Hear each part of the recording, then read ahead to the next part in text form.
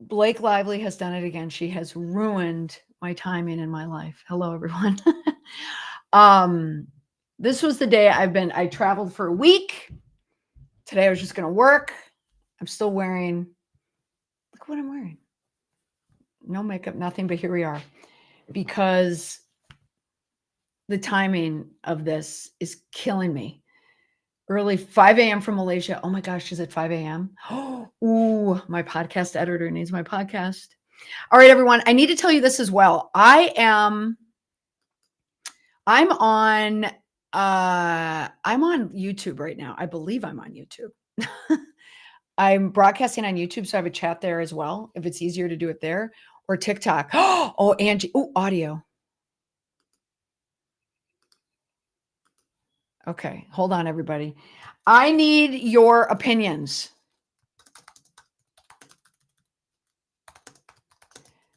I need your opinions on Lively. I just hold on. Now I'm doing two things at once. Hold on, you guys. Hold on. I'm doing two things at once. Let's talk about LA and Trump. Okay, here we are. So I am great. Oh, I'm becoming one of these content creators who sits and goes on online and then blathers on and on and on and on about their opinion on something. I've become one of those people. Not that there's anything wrong with that, but that's just not my typical business model since I do this work full time. But I was traveling all last week, and I was on the road. I did a media training for 2 days. I spoke at Sesame Street, which can I tell you, I love that. Um, and I'm just burnt to a crisp. And so today was a day that I was just going to just catch up on my work. I already had my podcast about summer news stories, kicking off with the LA riots and what was happening. And, starting with the Musk fight with Trump and what was happening there. Trump is overboard. Yes. So that's what the podcast was going to be about. It was going to be about that. And about summer news cycles and what happens in the summer, and how the Musk and Trump fight. Let me change this title here too. The Musk and Trump fight went. Blake, hold on. Blake and Justin. Summer news. Okay.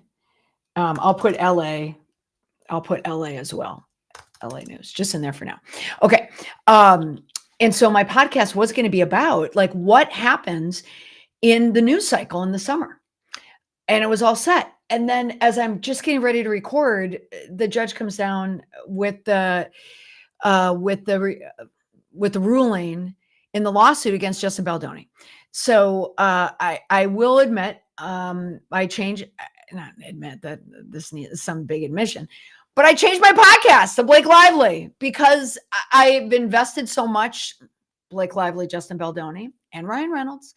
I've invested so much content and energy into this case. I thought I have to do this. Like, I have to do this. So let's talk about this case. But this day was ruined by, well, yeah. Let me spend just 2 minutes talking about our news cycle, what I originally was going to talk about. Oh my God, my looks. I'm gonna shut up about that. But let's just say I was not planning on going live today. But here we are. This is Molly in the raw, how she looks like without a hair wash for days and days and days and no makeup or anything. But we had, and then I'm going to go into Lively. Let's go from Musk, Trump, Baldoni. Let's make that through line, because I can make a through line with this. We know last week, Thursday, when Musk started piling on Donald Trump. Okay. And what did Donald Trump do? Because I think the Donald Trump Musk story is very similar to Baldoni and Blake Lively and Ryan Reynolds. I have to say all three. Even though, Angie, people in your country claim to love Ryan Reynolds as the Tim Hortons spokesperson, there are still people out there who question his motives out there. And some of those people would be me. but we can hop on YouTube, or you can, thank you, or you can join me on TikTok. I'll probably end up more on YouTube at this point. Now, as a Canadian, no, thank you. That's good. But let me make the through line between Musk, Trump, and then Lively and Baldoni. And then I really want your opinion. I want to know what you think. I know what I think, but I want to know what you all think as well. I really want to get your opinion on this. So Musk goes, there's been accusations out there, alleged behavior, drug abuse, ketamine, just, behavior. Trump and Musk are dog and pony. Well, it definitely is. We have a dog and pony show. We also have wagging the dog in there as well, Chris, right? We would say that. But it is one of the first times that we saw Trump retract. Okay, take it in. What does he normally do? What does President Trump normally do? He attacks. He goes all in. He goes all in Darvo, right? We deny, we attack the victim. And so it turns into this fight. But Trump, I say, is worried, okay, especially what Musk was saying about him. Now, interestingly enough, like Musk's father enters the chat today. That comes in today. Now, June, July, August, traditionally low news months, okay? It's the start of summer. You're not going to see a lot of news stories out there. The news stories you are going to see are you're going to see traditional news stories from newsrooms that start taking time off in the summer. So from Memorial Day to Labor Day is when newsrooms editorially, so we're talking radio, newspaper, traditional media, local television, national television, but also online media as well. Social media keeps going, definitely, because users are constantly on it. Okay. Oh, connections. Thank you for saying that about Ryan Reynolds doing the ad. You say it's about the tone, but I say it's all strategic, right? Because everybody loves Tim Hortons. And if you love Tim Hortons, you got to love Ryan Reynolds. But we're going to come back to Ryan Reynolds. I promise you. I am going to keep my train of thought on this one. So newsrooms, summers, we have vacations. Okay. You're not going to get the hard hitting research stories. You're not going to get the exposés. You're not going to get a lot of political. Now you're going to get traditionally, you're going to get back to school stories. You're going to get travel stories. There might be primary stories. Hair is eating down. What does that mean? What does that mean? Do you mean my hair? Are you talking about my hair? And how bad I look. Maybe you might have primaries. There's a lot of local races that are happening right now, but you're not going to get the big exposés.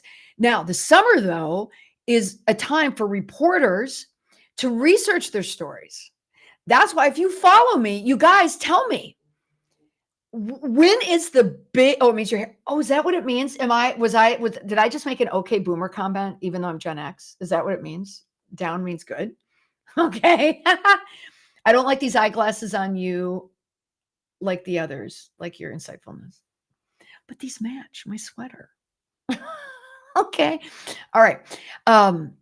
But okay, tell me, everybody knows eating down looks good. Thank you. I will talk about Patty LaPone at the end of it. What month is it? YouTube, TikTok, tell me, which month is the month where you see all the exposés? And this, I promise you, this is going to be about Blake Lively and Ryan Reynolds. What month? If you follow me, I've said this many, many times. Bianca with the win. Vicky with the win. Olivia. Hey, Olivia. September. No one says this. This is just Molly McPherson. Molly McPherson says this. Molly McPherson did not make up Friday news dumps. I mean, I talk about it a lot. But Molly McPherson is talking about September news stories, because every September I come online and I go in and I look at all the stories that are breaking in September, because reporters have months, like they have 3 months to research stories. They're interviewing people. Okay. That's why we get a lot of September news drops, like these exposés. If you remember from 2 years ago, the Rolling Stone expose on Jimmy Fallon. The reason why Lizzo trembled, why the Lizzo story kept going on and on. It broke in August in a news desert, but there were no other news stories out there. All right. So that's why September is so big. It is June right now. So June is when we're going to, it's the start of news stories kind of going away. But Blake Lively and Justin Baldoni, you guys, this story started last August with the premiere of their dual premiere. It ends with Us and also Deadpool. They were delayed because of the writer's strike. And so then they both synced in August. Traditionally, not a great time for movie premieres at all. But again, the news desert in August, it gives people a lot of chatter. Back in August, if you all remember, the news for Blake Lively was very, very negative. Thank you so much, Daisy. Yeah, so we're gonna okay. Okay. So live visibility restricted. Why are we talking about that? Okay. Um, okay. So anyway, help Baldoni somehow. Okay. There is still help for Baldoni, but I do want to get your opinion on this too. You guys know this story. So back in August, I wrote a story for Forbes. That's when I was a Forbes contributor. I stepped down this year because I've moved everything to Substack instead. I thought, why am I giving Forbes all my clicks? I'll just get them myself.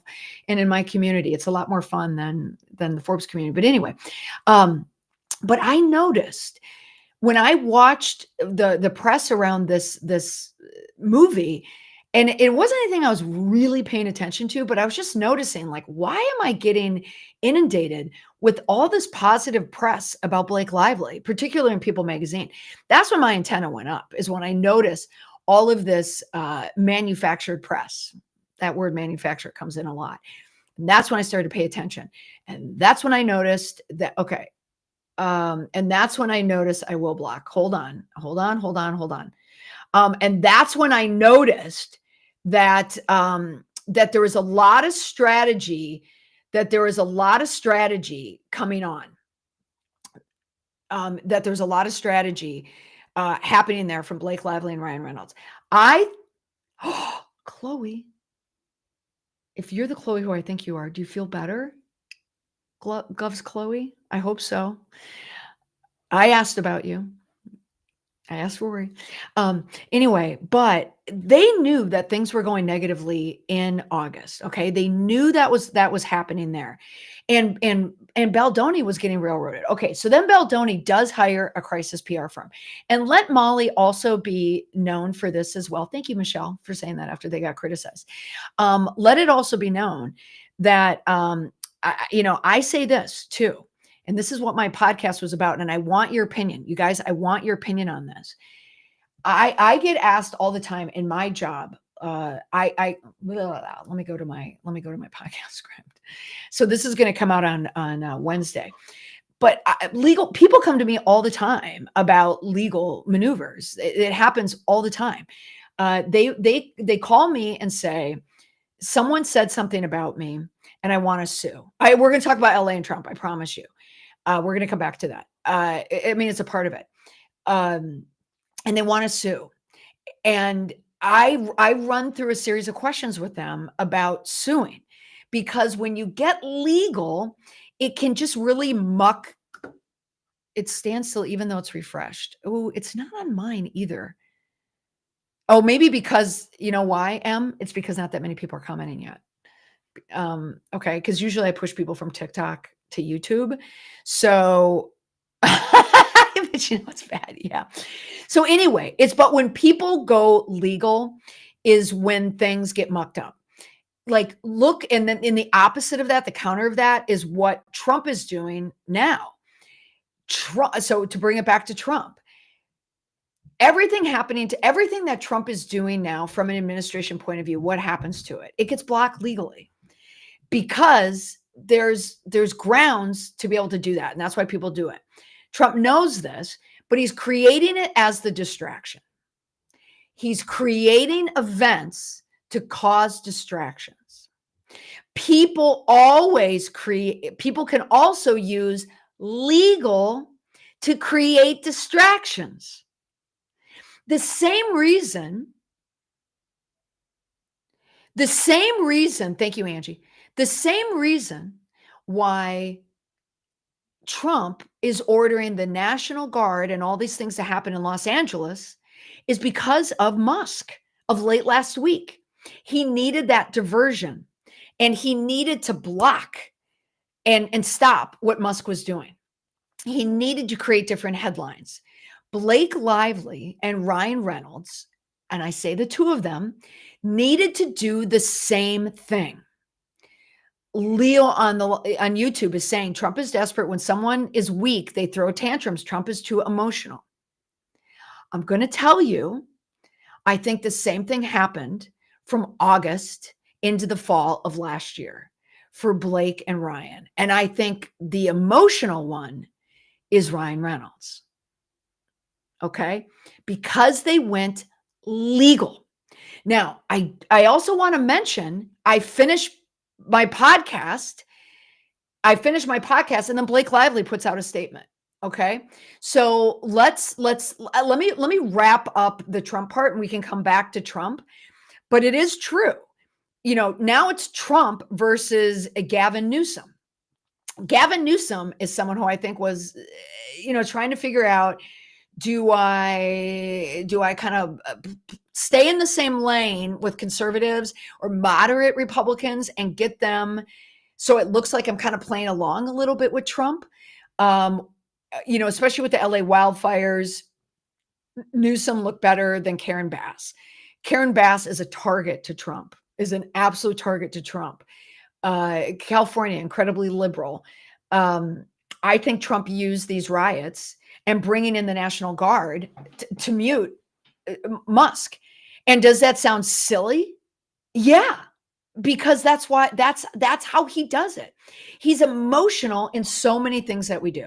So as a PR lesson, I'm going to tell you what in my podcast that's coming out on Wednesday, the PR Breakdown podcast, what I'm going to tell you is that whenever you're thinking about doing something like making a legal move and wanting to use legal to correct a reputation, you have to check your emotion.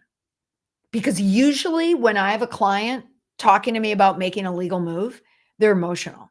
They're pissed off. Someone hurt them. Someone pissed them off. Someone said something to hurt them. All right. So right now I am on TikTok Live and YouTube Live. I'm looking at both of your comments, though I will say it's a lot easier to look at comments on YouTube Live. Newsom is just a pick me for presidential calculated politician. Oh yeah, there's no doubt about it. Newsom is doing things right now. A lot of it is calculated, but a lot of it is there's riots happening in his state. He has to do something. But now who's the pawn in all this too? The National Guard. The National Guard. Okay. But with Blake and Ryan, with Lively and Ryan Reynolds, that also I think was incredibly emotional why they were doing it. And I think the emotion, I still stand by this, and others have said it, but I've said it from the beginning. That Ryan Reynolds had a problem with Justin Baldoni, and he wanted to put Justin Baldoni, like Baby, in a corner. But like Justin Baldoni, nobody puts Baby in a corner or Baldoni. Now, it is true. I got to bring my script up. It is true that Baldoni took a hit. I mean, there's no doubt about that. There's no doubt about it. They are protests, not riots. You're right, Michelle. I should say that. The language from the right is the riots.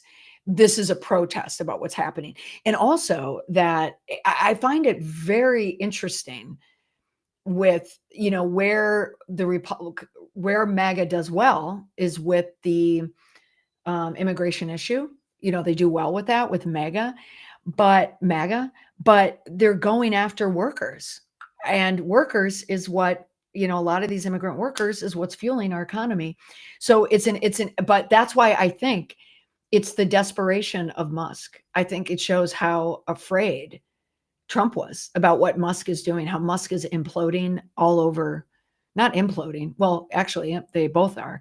It's a path of mutual discussion, mutual disruption, not disruption, mutual destruction, because citizens do have a right to protest. It's a protest.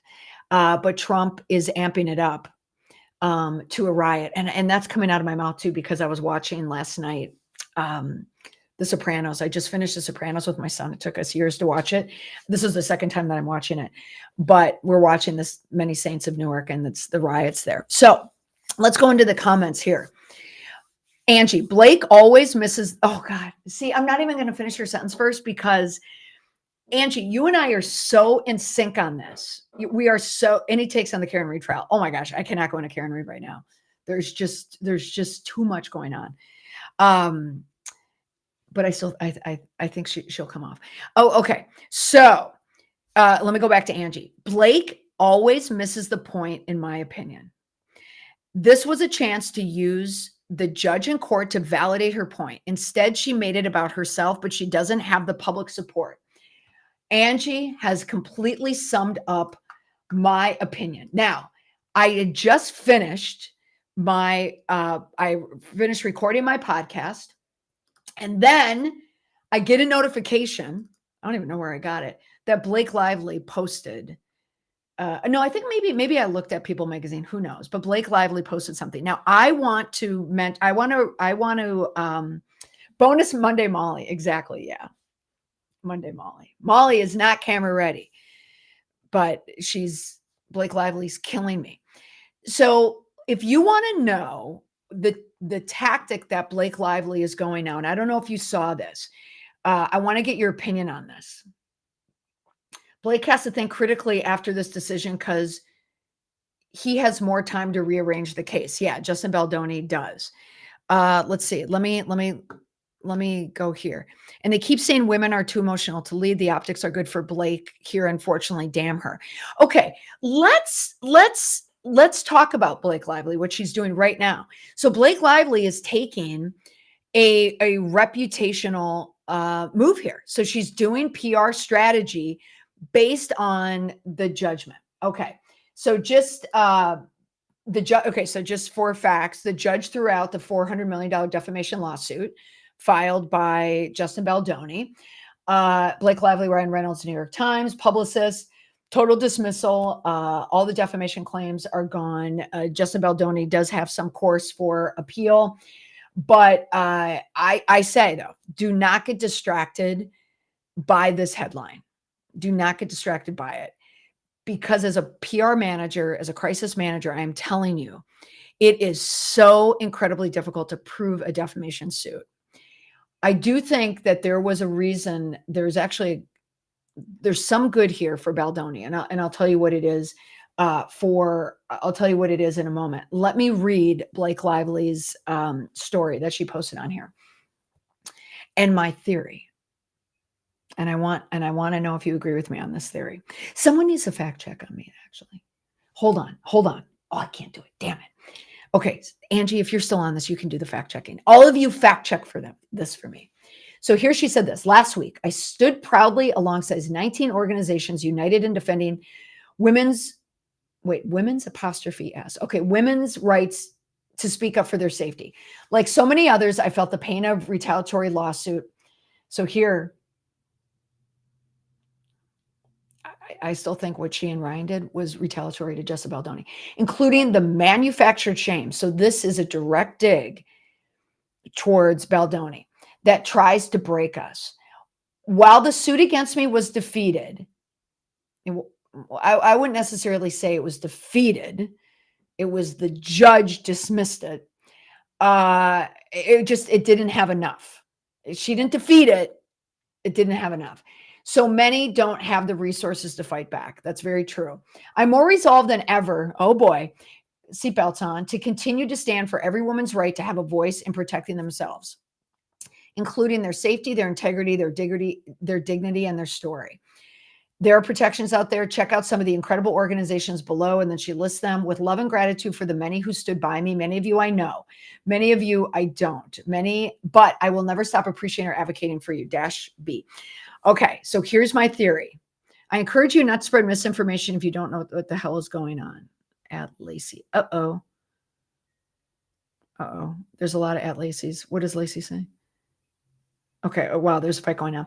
All right. Do I have to moderate this chat? Okay. Thank you, Shizzle So. Oh, hey, Danielle. All right. So here we go. Somebody fact check me on this, because I can't do it because I'm on my phone right now and I don't want to get distracted. Blake Lively, the statement that she made there is a good statement. It's a good statement. It's a very good statement. I also do not think she wrote that statement at all. The reason why I think this is some of the tells that I look for in writing, in the semantics of it. And someone needs to fact check me on this. There are 2 spaces after every period. Okay? That's not how elder millennials write. That is how Angie, thank you. That's not how they write. Okay? That's how older people, perhaps the age of her publicist, Leslie Sloan, writes. Okay? So that's number 1. Someone and there's other spaces there, after commas, which, could be because it's Instagram, but the periods are intentional. So I'm just putting that out there. And it reads incredibly publicist-like. Okay? 2 spaces always. Does she? Okay. Blake has never said anything remotely close to that about women, so it seems manufactured. She's never been an advocate for anything. Also emotionalist. I agree. She didn't write it. Yeah. I don't think she read it. Now, can we criticize her for writing that? No. I mean, celebrities use publicists all the time.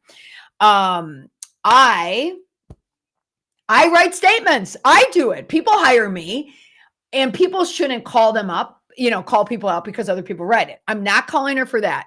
So, yeah, I'm sure this was already written and ready to go. Absolutely. I would agree with you on that. So she did not write this. Now, you're a 2-spacer and I'm not a publicist. Well, not that 2-spacing is wrong, but 2-spacing is from a typewriter. We don't use typewriters anymore. So it's okay.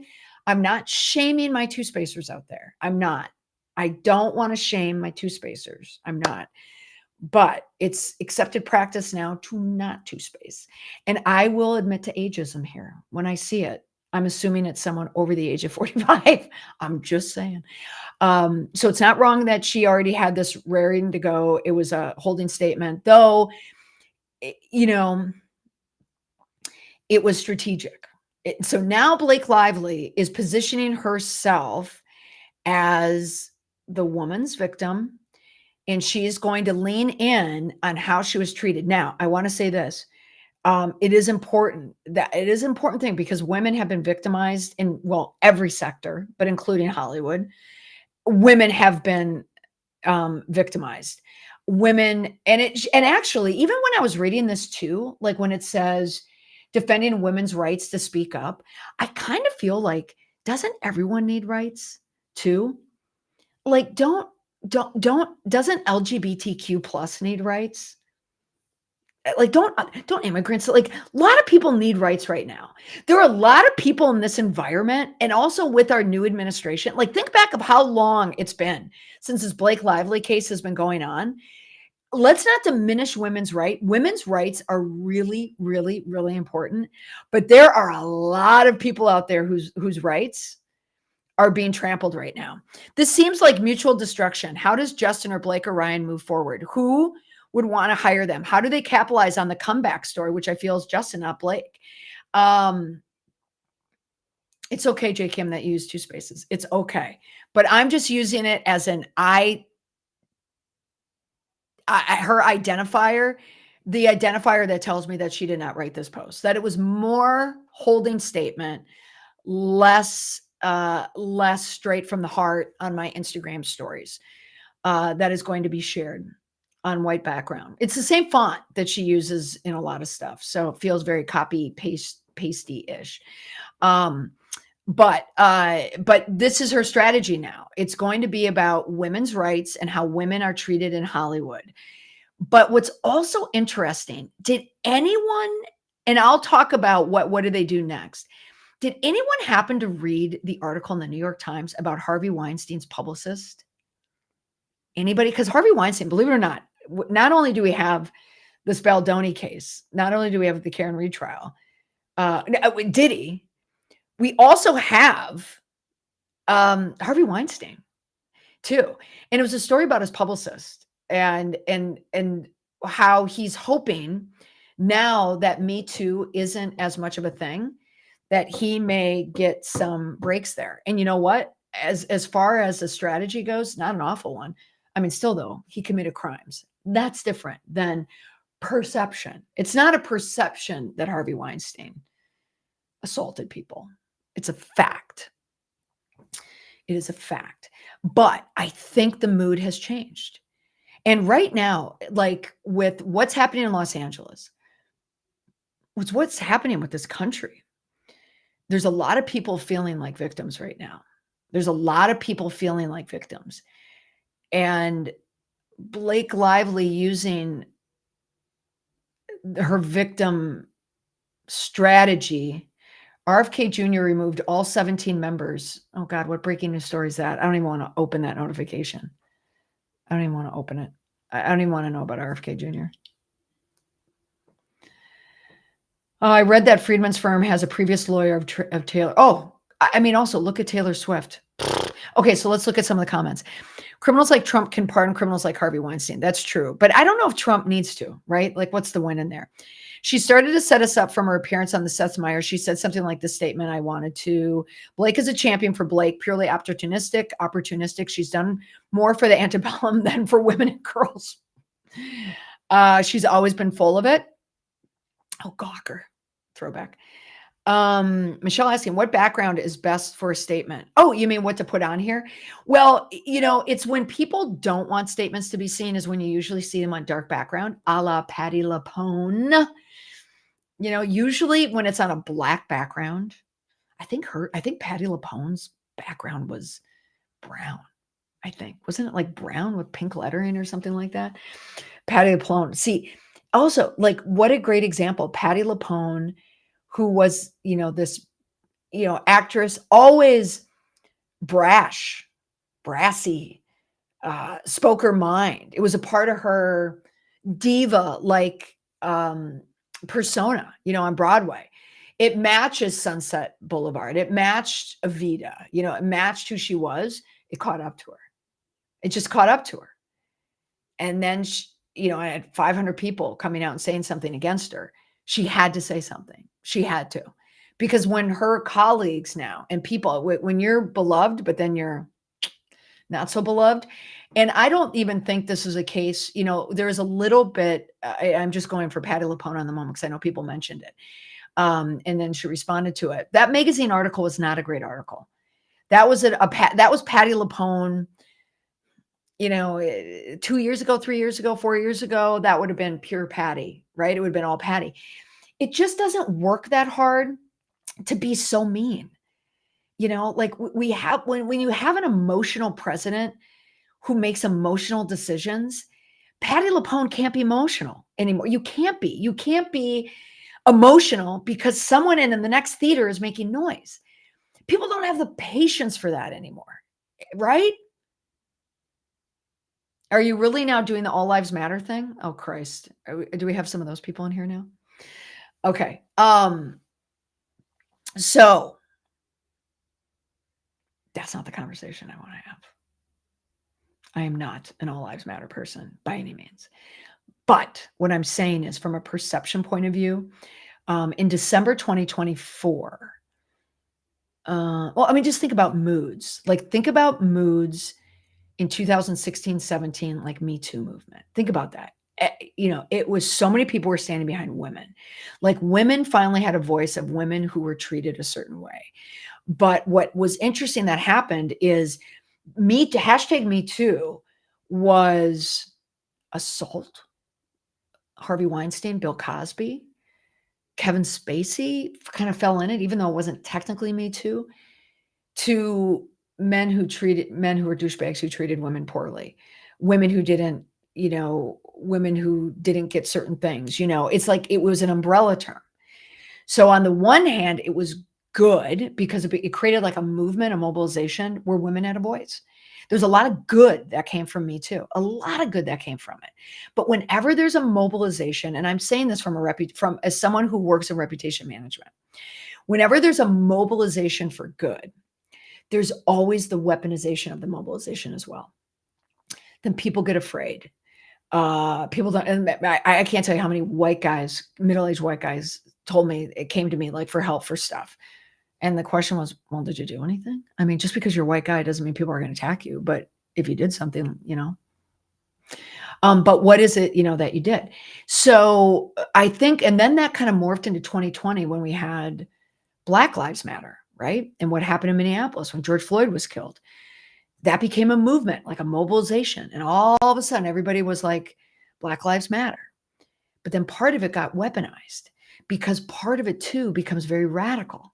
So then you have radical sides of it, you have middle of the road sides of it, you have curious sides of it. There's just so many packets of it. And it gets weaponized politically, which is exactly what Donald Trump did. It allowed MAGA to get their movement moving, because if parts of a movement get radicalized or weaponized, it gives groups like a MAGA openings. That's why we get the term woke now. And so the downside is really important movements get diminished, and then people get upset because it's all into one bucket. And that's the bad thing that comes out of it. Real victims get lost. So now, and so to talk about Blake Lively talking about women, it makes me wonder, does it work? I want your opinion on this. Does it work? The Harvey stuff is so weird. He did an interview with Candace Owens. That's so interesting that you said that. That was in the article. His publicist, you've got to read the New York Times article about, I have so many windows open. Blake Lively cried with relief after Justin Baldoni's lawsuit dismissal. Actually, I don't doubt that. That's not hyperbole, because she probably is incredibly stressed. But let me get this, because remember, I'm a publicist. I'm not a lawyer. I don't break down the legal stuff. There are plenty of other people out there who do that. And I'm not going to discuss about the legal piece of it. I just discuss why using legal as a weapon in PR is always dangerous. And Blake Lively and Ryan Reynolds is an example of that. They won parts of this. I mean, this was a win for them, but they won a battle, but they lost a war. The article in the New York Times is called "The Perks of Being Harvey Weinstein's Publicist." It is so good. If you follow me and you like what I talk about, then you're going to love this article, because this is just Molly written all over it. I read this in Oklahoma as tornadoes were coming, and they were announcing in the airport. Oh no, on TV they were saying everyone at the Oklahoma airport right now is taking shelter. I'm like, no, we're not. We're all standing by the windows. Everybody's filming. No one's taking shelter right now. But I read this article, and they talked about Candace Owens.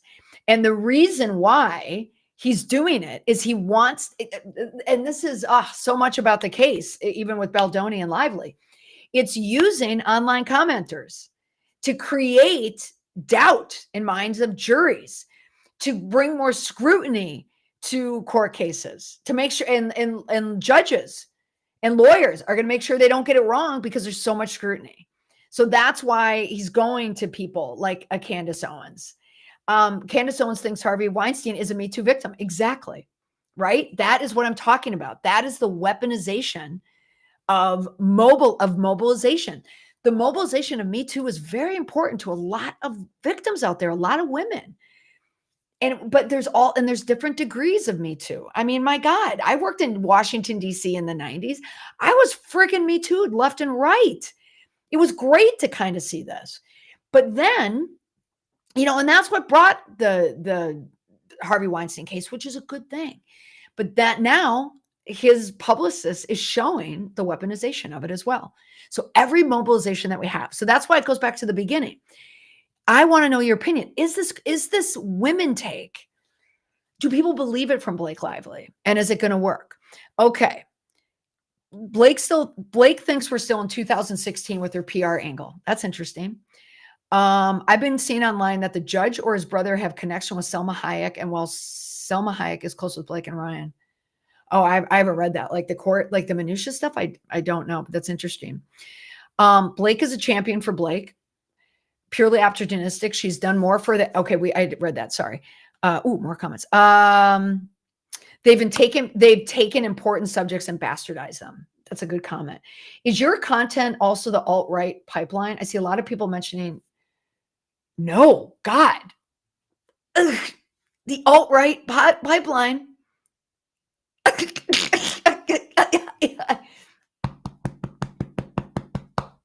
No.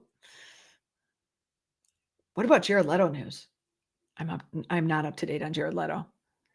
Selma is close with Blake's sister much more than Blake. Okay, interesting. I do not know about that. Becky, thank you. Is your okay, I cannot read that. Patty went after the wrong people. Erica, you're right. And and again, like Patty LaPone, she was just pissed about noise. And look what it turned into.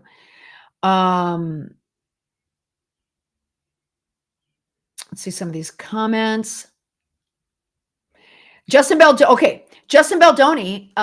is 100% hireable. Do we agree on that? Is Justin Baldoni 100% hireable?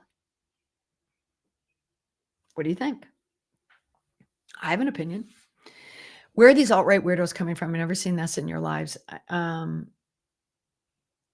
know. Well, hopefully that was just someone asking. Do you all not know these creators you follow? These assumptions are hilarious. Yeah.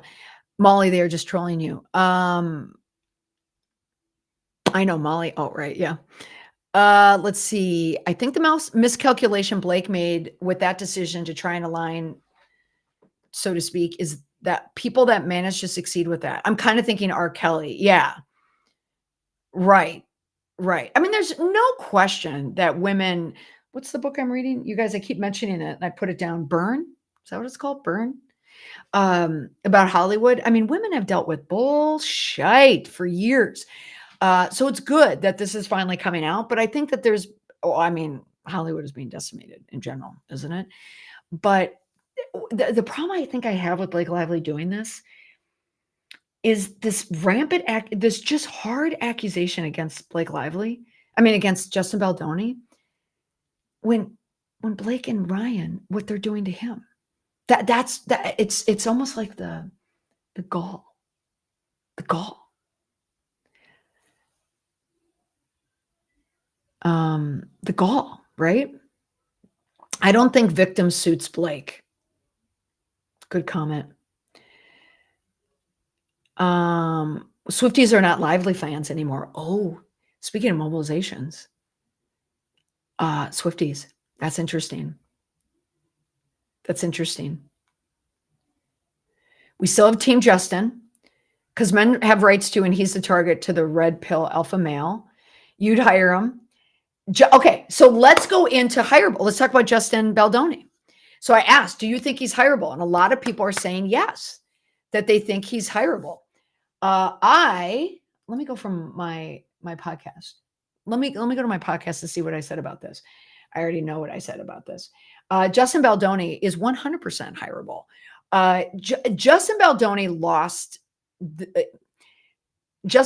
lost the defamation suit. I mean, he can appeal. Yeah. But so this is tough. But we now what that lawsuit did. If you remember, let's go back in time. Let's do the timeline.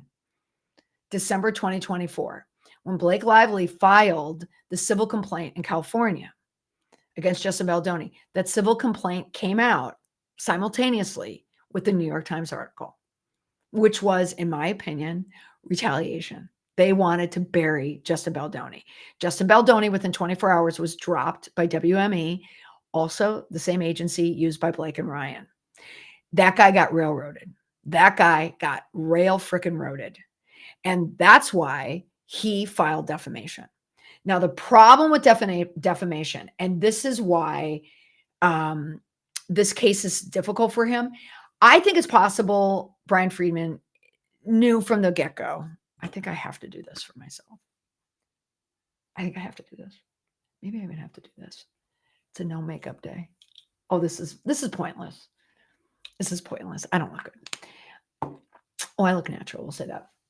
I think he knew it's tough to win. You want to know why? Because lawyers know that defamation is really, really difficult. It is so difficult. Let's go back to college. Any of my journalism majors there? Any of my comm majors? How many of you took, and we'll come back to Justin. This is going to tie into Justin being hireable. How many of you took a journalism ethics course? The history of journalism. Okay. So a quiz here. What is the definition? Okay. First, let's just talk about defamation 101. All right. And then you tell me, is Justin Baldoni hireable? And what this does to Blake Lively and what this does to Ryan Reynolds. See, I already forgot him. Okay, so defamation 101. I know this is so annoying, but who knows the famous lawsuit that really kind of kicked off where it's with the press? And go back to your journalism ethics course. 1964, landmark Supreme Court ruling. Does anyone know? I have to ask. You can go to the Goog if you want. Who said Diddy hasn't been dropped by WME? Oh, is that true? They dropped Justin Baldoni and they keep Diddy. Oh my God. Does anyone remember? It was New York Times versus, does anyone know? 1964. Okay, I'm going to put it in here because who wants to do that on a live? Who wants to talk about classes? Sullivan. Okay, so that's where defamation started. Does anyone remember that from college? I certainly do. Okay, so this is what you need to do. Now, I am someone who works with people who want to file defamation lawsuits. No kidding. Okay, I worked with someone last week and we had a legal sitch too. And mostly my advice is 99% the same. But defamation, the statement's false. Now think about this in terms of Justin Baldoni. The statement was false. It was communicated to a third party. The person who said it was at least negligent and it causes real harm to reputation. What you need to do, you have to prove it. You have to prove it. And part of the reason why the case against Baldoni, or with Baldoni's case, was dropped, a lot of it you couldn't prove. He couldn't prove it. You can't prove that Ryan Reynolds was maliciously harming him. It is so difficult to prove. It is. Now, it doesn't mean that you don't win. Like, here are some cases. So I mentioned these in the podcast. Sarah Palin versus New York Times. I'm sure you were all following that case in April as closely as you're following Karen Reed. She lost her defamation case. There's Shannon Sharp. There are accusations a woman made against him, and he came out. I did a post about this. I'm going to sue for defamation. That didn't go anywhere. But then Brett Favre, Shannon Sharp too. Brett Favre sued Shannon Sharp over something, said Shannon Sharp won that. But now some people win, Johnny Depp, but that was a little murky. We had a lot of bots there. We had way too much television coverage, way too much influence there. Dominion Voting Systems versus Fox News. That was a defamation suit. And that was it was a media reckoning, $787.5 million judgment. So that's the largest publicly known defamation case. And then E. Jean Carroll versus Donald Trump. She won that defamation suit. So defamation suits. But think about who won, like Donald Trump. She had to prove it. And she could, because Donald Trump is, all over the place. Judge said it's not defamation because Reynolds believed that he was a sexual predator because he bullied Blake. Right. And remember this. So Blake Lively is taking this as a win and strategically saying that it's a win for women and women's rights. But that's not what this is about. It's just that Justin Baldoni could not prove a defamation case. And to go back to, is Justin Baldoni hireable, or how bad is this for him? I mean, certainly, yeah, he wishes he would have won this case. But his lawyer, Brian Friedman, likely knew how hard it was going to be. It was going to be incredibly difficult to do. And part of the information that Blake Lively had, it was tied into the Stephanie Jones case, and that she got the publicist's phone, Jennifer Abel's phone. So they had information ahead of time to do that New York Times piece, which was a hit piece against Justin Baldoni, an absolute hit piece to support her civil complaint. Justin Baldoni files it's in some cases, actually in a lot of cases, you don't file because you think you're going to win. You file because you want to tell your story. Justin Baldoni, why I think this isn't going to be a complete, it's not going to be, horrible for his reputation, because I think this lawsuit was a lot about fighting back. He wasn't going to be steamrolled. He wasn't, he's saying, I'm not guilty of this. I'm not going to allow this to happen, particularly when it was Ryan Reynolds and Blake Lively, who have so much more power than Justin Baldoni. So I think a lot of it was his lawyer said, let's do this. It brought a lot of recognition. Justin Baldoni's name, he is far more famous now than he was before any of this started. I think he has a lot of sympathy, a lot of empathy. And yeah, it's a step back for him, but I still think it helped. That's just my opinion. That's just my opinion. What do you think? The nice pool thing was opinion, so it didn't count as evidence. Right. The nice pool thing. Yeah, you're right. You're right. Yeah. The court said it was valid for any times, and Ryan believed Blake. The Sarah Palin one is so interesting from a psychological perspective. I know Sarah Palin, but the problem is no one cares about Sarah Palin. Dominion didn't have to prove malice because they aren't a public figure. I think press defamation suits need malice, not others. Yeah. And then there's press. There's also person versus press and person versus person. Those are different things. And then you also have libel and slander and cease and desist. You know, people will call me and say, can I sue for libel? Can I sue for slander? You know, what's the difference? Let's go back to college in our journalism ethics class. Libel, remember, so the first three letters in libel is L-I-B.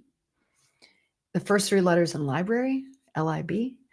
So this is my mnemonic. This is my memory hack, my memory aid, is libel is written and published or, in publications, just like in a library.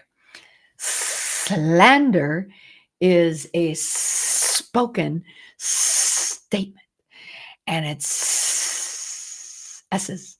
So that's how I keep that in track. And then you have cease and desist. You have cease and desist letters and cease and desist orders. Letters are nothing. And I tell people all the time, they always come to me, I want to write a cease and desist letter. And I say, do you want the crisis to go away? Or do you want us to continue and to be shamed? Because that's what letters do. Thoughts on ABC and Terry Moran? I know Terry Moran. Did he say all those things? That's crazy that he said all those things. ABC had to do that. You kind of have to do that because when the press gets labeled, for being more democratic, when you have a correspondent do that, like that's not their job. Their job is not to have opinions. Please make this content in a recorded video so I can report super interesting context. Well, thank you so much. I appreciate that. Okay. So Justin, I agree. Okay. So I agree. Justin has much more name recognition, so he's more famous. He would not have this. He would not have this big without all this. He's very good looking and very rich partner who can fund projects if need be. Yeah. So I think that, that Justin Baldoni is going to be fine. This is definitely not great for him. It's a setback. And it gives Lively and Reynolds, gives them their win. But I think Lively and Reynolds lost. I do. They won this battle, but I think they lost. Will they continue to make movies? Sure. I mean, will Ryan Reynolds continue? Sure. But this is a stain that's going to stay on them for a while, right? But isn't it Moran's First Amendment right? Not when you're a paid journalist working. When you work for a news organization, you represent the news organization. Terry Moran can say whatever he wants, but you have a contract that says that. Oh, you're on the TikTok live? Yeah, it's easier on my YouTube for the comments because I can also see them better. I remember the difference between slander and libel because of a funny J. Jonah Jameson bit. Oh my God. Okay, I need to look that up. I need to look up J. Jonah Jameson. That's my days of Spider-Man. That's funny. I can say without a doubt, that JB is innocent and a victim and not even yeah, because I think Justin Baldoni is a victim too. I really do. I really do. Justin is fine. He has a lot of supporters who will work with him. I agree. And they're sick of the shizzle sandwiches that Blake and Ryan fabricated. Yeah. The New York Times hit piece seems like it was on the tail end of Me Too. Yeah. Wasn't that? Yeah. Well, Danielle, what it was, I don't know if it was technically like the tail end of Me Too, since that was, I would say tail end of Me Too was maybe in 2019, 2020 pandemic. But it was the same writer, Megan Twohey, who won a Pulitzer. That's who wrote the New York Times piece. So I'm sorry. Take the legal out of it. Let's just talk about the reputation of this. Blake Lively's team went to the New York Times to write that hit piece against Justin Baldoni while she filed that complaint. I am sorry. That is what I base my opinion on Blake Lively and Ryan Reynolds on. That strategy right there. Justin Baldoni had every right to retaliate. So the court case did not win. It got thrown out. Not court case, but the lawsuit. It got thrown out. It got tossed because it is so difficult to prove. But everything you need to see, if you want the truth of the matter, and there's so many content creators out there who can dive into the legal of it. God love them for being able to do it. So many of them. But all your answers go back to December. What's the date? December 19th? Whatever that Friday was. Friday and Saturday. Right, Sunday Moon? New York Times article was a hit piece. That is the move. Everything. No, Phoenix Theater. No, I don't. I don't know. Everything you want to know about this case goes back to that. Goes back to that. All right? Goes back to that. If anyone wants to read about an obscure Me Too scandal, look up what happened to the Me Too stem and the person who ran that. Ooh, that's interesting. Could he not be guilty of SH, but guilty of smear? But the thing about the harassment, I mean, I don't know. I don't know all the details on the legal. I mean, I've read it, I've done all the, but I'm not a lawyer, and there's just so much legal minutia. It did seem, and this is just my loose take, my uninformed take, it did seem that the production, that there's some looseness that Blake and Ryan took advantage of when it comes to those scenes. I also think the friendship between Blake Lively and Justin Baldoni, I mean, how much did Justin Baldoni, why was it loose? Because they were pretty close before Ryan got involved, right? It exposed their friendship with Taylor, and I bet now they'll be besties again. I don't know about the Taylor thing. Is she going to be besties with Taylor Swift again? I don't know. I don't think Tree Payne is all of a sudden going to put these two together. Tree Payne knows sentiment. People still do not like Blake Lively. Out of all the messages between Justin and Blake, and then the video of her biting his lip during the kissing scene. Yeah, I mean, I think it was clear, and we all knew that Blake definitely went and worked with New York Times. Of course she did. Only after the article, they pretend to not know each other. Exactly. What do you think about Taylor not necessarily releasing Reputation, Taylor's version? Tree Payne works too hard for that to be undone, says Katie. Certainly won't be public friends again, in your opinion. Katie, I agree. I agree with you on that. I see a divorce in Blake Lively's. I do too. I don't see Blake and Ryan divorcing right now. There's too much of a win right now. But I don't see this marriage working out, because I think Ryan Reynolds would not be a good person to be married to. I wouldn't want to be married to Ryan Reynolds. I don't think that would be fun. Divorce or pregnant again. Becca throws in an outlier. Maybe. Oh, God, you know what? If Blake Lively got pregnant, my God, my back is killing me. If Blake Lively got pregnant, that would be a move. That would be a move. I'm not going to deny that. That would be a move.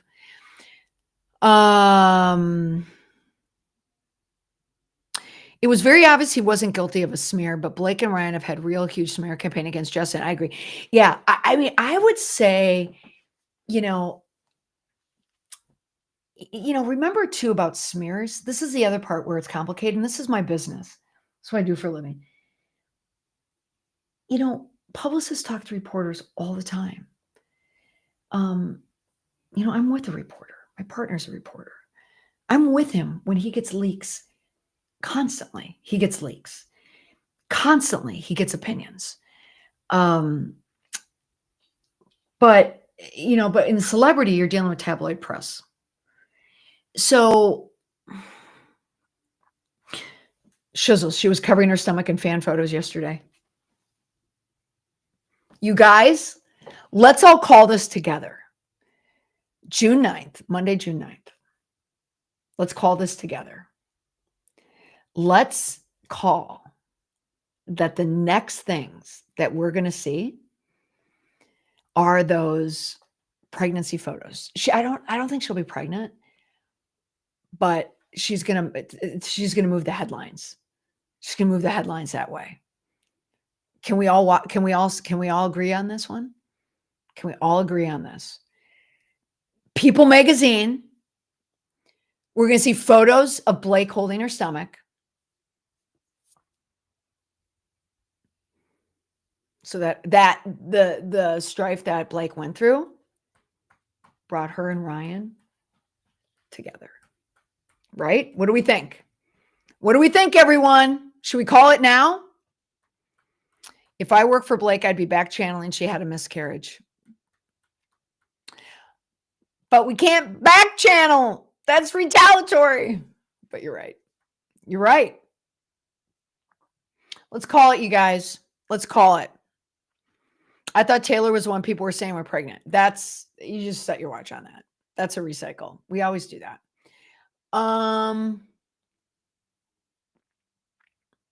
We're calling it. Please don't drag an innocent soul into this world for PR shields. But you know what? How many babies are out there to save marriages? Maybe I bet how many babies are out there to save Hollywood marriages? I bet they're out there. I bet they're out there. I see I see loads of wholesome barefoot in the kitchen content coming from BL. You know what? Fake baby bump like on Glee in that J-Lo movie. Oh, the fake baby bump. Oh, now we're going to bring back maybe those conspiracy theories. Megan did it. Blake will do it. Miscarriage because of the stress. Yeah, okay. PR babies, right? Jury better not feel sorry for her when she's pregnant. Yeah. Oh, and the trial. The trial's in May, you guys. No, March. What month are we in?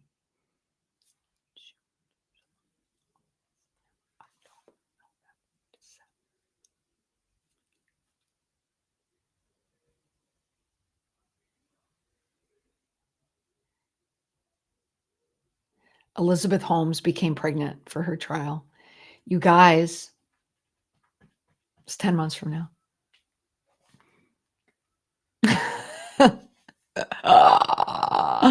What do you think? What do you think?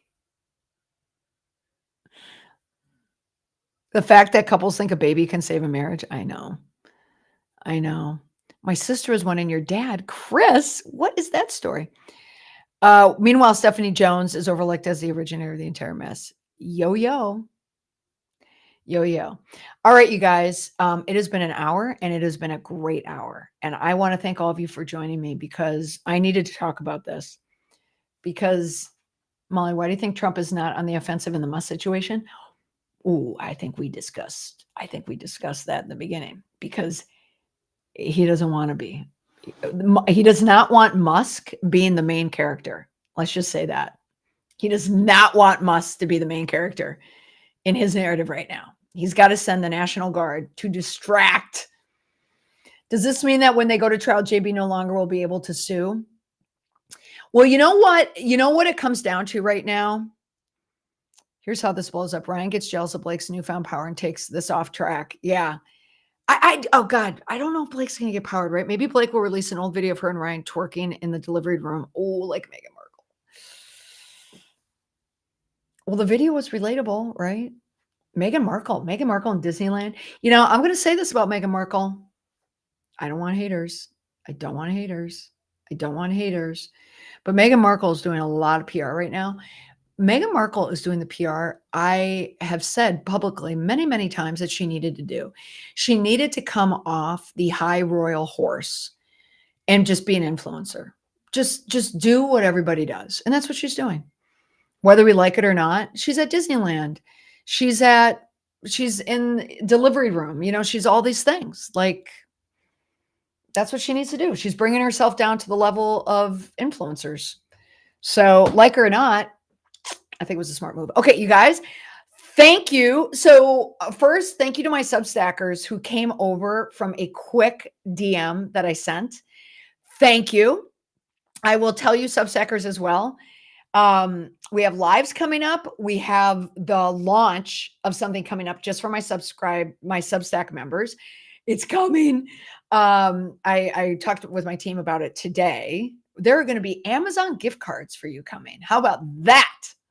How about that? So follow me on Substack at Molly McPherson. And if you join my membership, my publication is called prbreakdown.media. And I talk about, I break down these stories. This week on Wednesday, it's going to be about Blake Lively. Okay, it's the whole Blake Lively defamation thing. And lots of things coming up in Substack. So definitely follow me there. Are there things you know from others in the industry that you can't share? Oh, that is a perfect way to end this. Because the answer is yes. You guys have no idea how many times I've wanted to share what I know, but I can't. But what I can, I share what I know. All right, you guys. That is all for this live. I want to thank all of you for joining me. This has been amazing. And also, I will tell this. I've put a lot of my work on hold this summer because I'm launching this product, because in the fall, I want to do more content. So we're going to get our weekly lives on YouTube and more on Substack, and it's going to be great. Okay. So join now. All right, you guys, have a great week, and more to come later. All right, YouTube Live. You guys are awesome. I love all of you guys for coming to YouTube. My TikTok is over. Thank you, Leo, Michelle, Foz, all the people on the live that I could just hop on this quickly and we'll talk about it. But definitely, if you just found this live, check it out on Substack as well. And the schedules are going to be coming out. We're going to be doing a lot more of these. All right, you guys, into my OGs. Thank you. Bye for now.